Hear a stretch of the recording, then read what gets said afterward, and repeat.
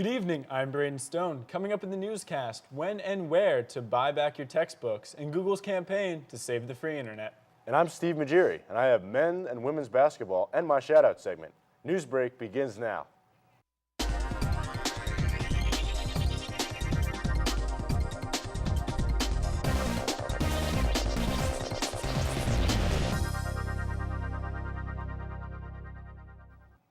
On Sunday, elves and Santa visited Kutztown for the borough's annual tree lighting ceremony. For this year's event, children were asked to help Santa find all of his elves with the elf on the shelf scavenger hunt. There were 12 elves hidden throughout Kutztown stores. The day ended with community caroling with Trinity Lutheran Church at 4 p.m., followed by the 5 p.m. tree lighting ceremony. Want to know how much your books are worth before you sell them back to the school? Download the Kutztown Buyback app on the iTunes App Store. If you don't have an iDevice, you can see how much your book is worth when you can check out a list of the sellable books on the Kutztown Bookstore page at kubookstore.com.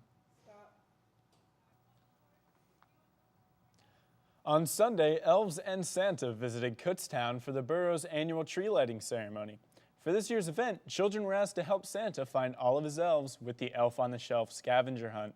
There were 12 elves hidden throughout Kutztown stores, and the day ended with community caroling with Trinity Lutheran Church at 4 p.m., followed by the 5 p.m. tree lighting ceremony. Want to know how much your books are worth before they sell them back to the school? Download the Kutztown Buyback app on the iTunes App Store. If you don't have an iDevice, you can see just how much your book is worth when you can check out a list of sellable books on the Kutztown Bookstore page at kubookstore.com. So Steve, do you plan on selling any of your books back, or do you want to keep them all? Yeah, that was a lot of money, and some of them actually we never even used, so it'd be good to get that money back. Yeah, I know how that feels. To get it for next year. Yeah. Definitely. But for right now, we're going to take a break, and then we'll be right back.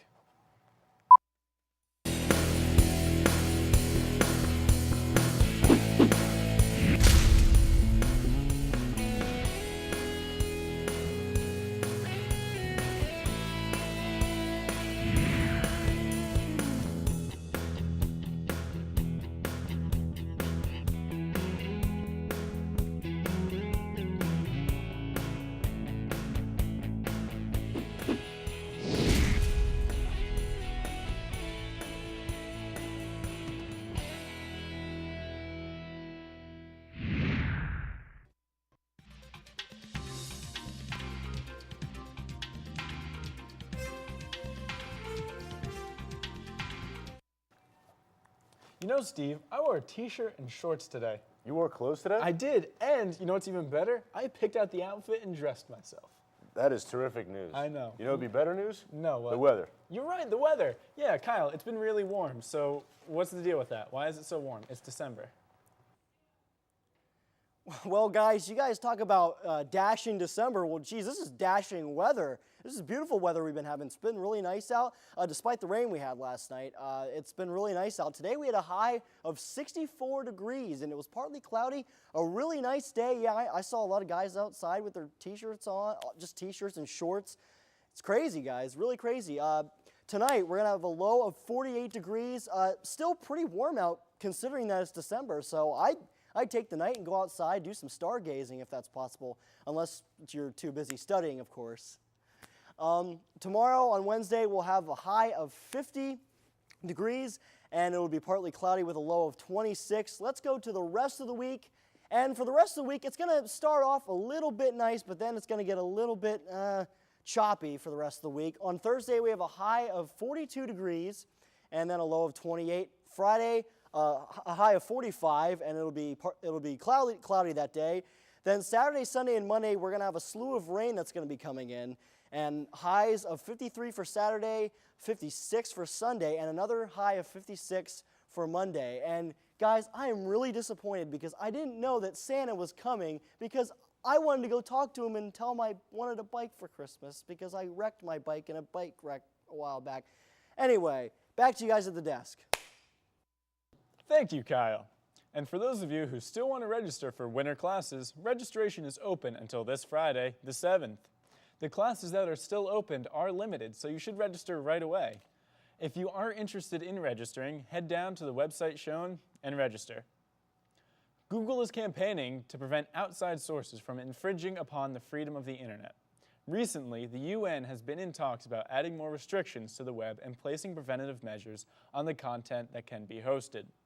The International Telecommunication Union is bringing together regulators from around the world to renegotiate a decade-old communications treaty. Some proposals could permit governments to censor legitimate speech or even allow them to cut them off internet access. Other proposals will require services like YouTube, Facebook, and Skype to pay new tolls in order to reach people across the borders. This could limit access to information, particularly in emerging markets.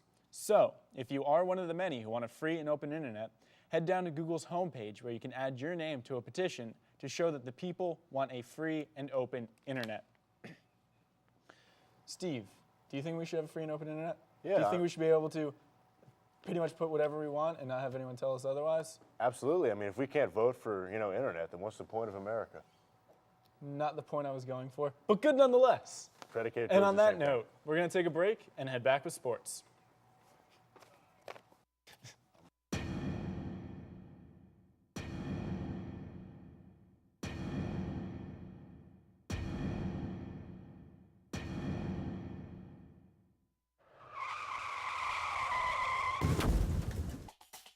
Kick it.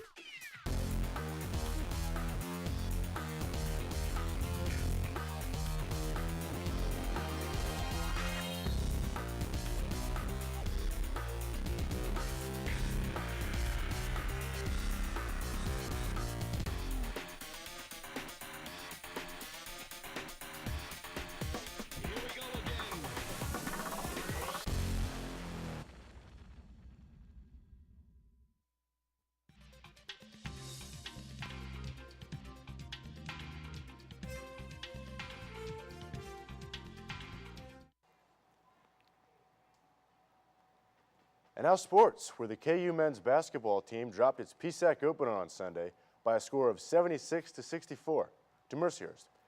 Senior Micah Fraction had his game-high 20 points, while AC Peel also chipped in with 11 points and 12 boards to register his first ever double-double. However, their efforts were not enough to overpower Mercyhurst's second-half surge. The game was very physical, with both teams combining for 49 fouls and 69 free throws. KU shot 68% from the charity stripe, while Mercyhurst shot 77% from the line. Early foul trouble provided opportunities for several bench players.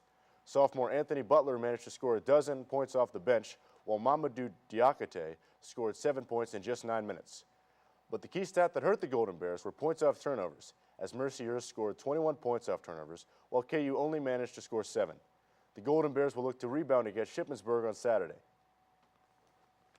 And now for my shout-out segment. This week's shout-out goes to the family of Javon Belcher and Cassandra Perkins.